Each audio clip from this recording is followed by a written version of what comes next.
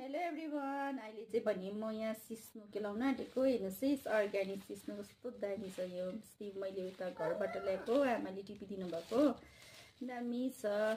सिस्नो चाहिँ धेरै किसिमको हुन्छ। यो चाहिँ पातली सिस्नो हो। यो चाहिँ एकदमै मिठो हुन्छ, विन्टरमा पनि मिठो हुन्छ र समरमा पनि दामी हुन्छ। यो सिस्नो चाहिँ अरू सिस्नो चाहिँ समरमा मिठो हुँदैन नि त।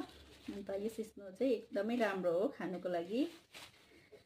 प्रेसर लो हुनेले चाहिँ खानु हुँदैन, प्रेसर हाई हुनेहरूको लागि चाहिँ राम्रो हो। र मलाई चाहिँ जहिले मनपर्छ। यो सिस्नो चाहिँ एकदमै फेभरेट हो। कसको फेभरेट हो कमेन्ट गर्नुहोस् है। यो सिस्नो चाहिँ यस्तो दामी छ, हेर्नुहोस् है,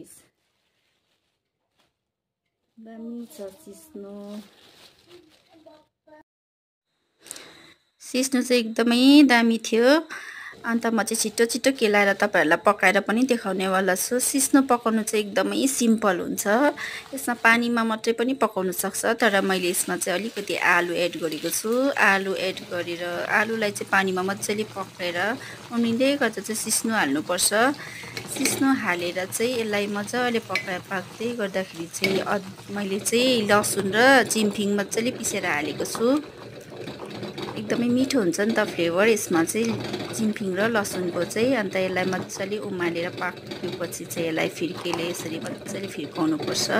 एकदमै दामी हुन्छ। हेर्नुहोस् गाइस, दामी भएको छ मेरो सिस्नो चाहिँ।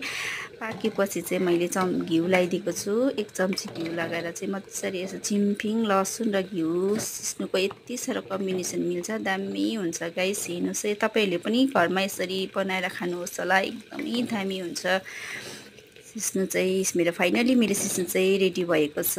Thanks for watching my video. Bye by.